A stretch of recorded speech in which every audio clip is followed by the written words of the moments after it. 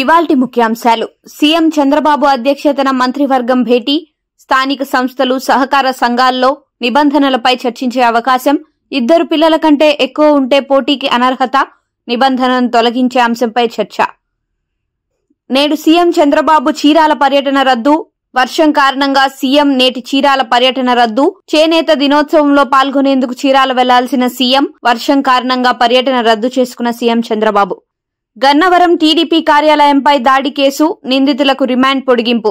దాడి కేసులో 18 మంది నిందితులను కోర్టులో ప్రవేశపెట్టిన పోలీసులు ఈ నెల 21 వరకు రిమాండ్ పొడిగిస్తూ న్యాయస్థానం ఆదేశాలు. ముద్దాయిలను నూజివీడు, గన్నవరం సబ్ జైలుకు తరలించిన పోలీసులు.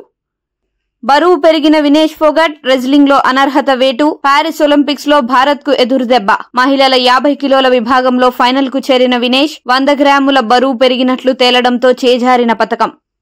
బంగ్లాదేశ్ లో అల్లర్లు, హసీనా పార్టీ నేతల ఊచకోత. అల్లర్లలో మృతి చెందిన అవామీ లీగ్ నేతల మృతదేహాలు లభ్యం, 20కు పైగా మృతదేహాల గుర్తింపు.